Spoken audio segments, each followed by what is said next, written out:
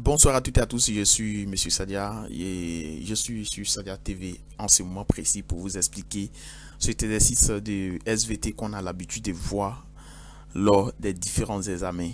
Alors, c'est très simple, nous allons commencer maintenant. On nous dit la figure B représente un aménagement de terrain agricole dont l'état initial est illustré à la figure A. Donc vous allez observer les deux figures. Ça c'est la figure A et ici c'est la figure B. Bien, la première question, on nous demande tout simplement de décrire l'aménagement réalisé à la figure B et nommer-le. Donc nous allons le décrire. Bien, il faut savoir d'abord que l'aménagement est fait sur une pente de montagne. Il comporte des zones sensiblement horizontales appelées terrasses. Donc vous allez voir terrasse là ici, terrasse là. Ensuite, elles sont maintenues par des murets de pierre. Ok. Donc ici, lorsqu'on fait, ce sont les pierres qu'on installe. Bien. On le nomme terrassement. C'est ce qui est ici là. Ce qui s'est passé ici. On nomme ça terrassement. C'est ça qu'on appelle terrassement. Donc pour le décrire, c'est simple. Il faut savoir que l'aménagement est fait sur une pente de montagne. Il comporte des zones sensiblement horizontales appelées terrasses. Ok. Elles sont maintenues par des murets de pierre. Donc on appelle ça terrassement. Deuxième question, on nous demande d'expliquer les intérêts de cet aménagement. Bien, comme intérêt ici, la pente de montagne telle qu'elle se présente à la figure A favorise l'entraînement des constituants au sol par l'eau de pluie. Ok, ce qui occasionne la dégradation du sol par érosion. Donc l'aménagement à la figure B permet de briser l'énergie de l'eau et de retenir la terre. L'aménagement qu'ils ont fait ici, vous voyez, lorsque la pente est directe comme ça, une fois qu'il y a la pluie, voilà, vous voyez que tous les éléments, lorsqu'il pleut, les éléments descendront également. Mais ici, il faut savoir que les éléments seront maintenus.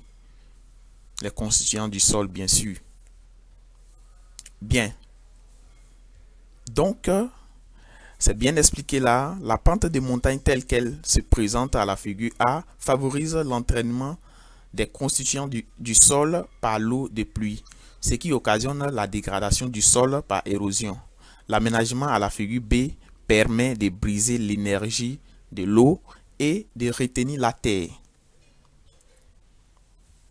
Bien, la deuxième question, on dit le paillage et les plantes de couverture sont deux techniques de protection du sol. A, on dit en quoi consiste chacune de ces techniques.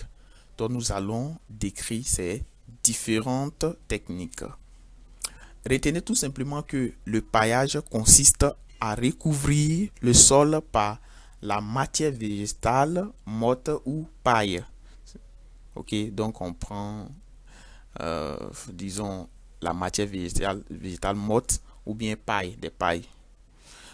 Les plantes de couverture consistent en une couverture du sol par des végétaux vivants plantés sur le sol et qui poussent rapidement. Donc ici nous avons décrit les deux. Ok. Plantes de couverture et puis le paillage. Plante de couverture. Vous voyez que c'est comme si on plantait les arbres. C'est ce que ça signifie. Par contre, paillage, le paillage là, ça c'est pour couvrir le sol avec les matières végétales déjà mortes. Ou bien à travers les pailles. Bien. Ok. La question suivante, on nous demande d'établir dans un tableau la comparaison entre ces deux éléments ou bien ces deux techniques en considérant les points suivants. L'état de la matière végétale utilisée, les effets produits dans le sol, les précautions éventuelles dans le choix de la matière végétale. Bien. Donc ici, Ça, c'est état de la matière végétale. Bien, il y a le paillage. C'est que on prend les matières végétales déjà mortes. Par contre, pour la plante de couverture, on prend la matière végétale vivante. Donc, au niveau des effets du sol, c'est que le paillage réduit la force de la pluie, protège le sol contre les rayons de soleil, diminue l'évaporation de l'eau du sol, favorise l'infiltration des eaux de pluie, améliore la structure du sol, enrichit le sol en humus. Par contre, quand on prend la plante de couverture, elle réduit la force de la pluie, protège le sol contre les rayons de soleil, diminue l'évaporation de l'eau du sol, favorise l'infiltration des eaux de pluie, améliore la structure du sol, enrichit le sol en azote, cas de légumineuses. Okay?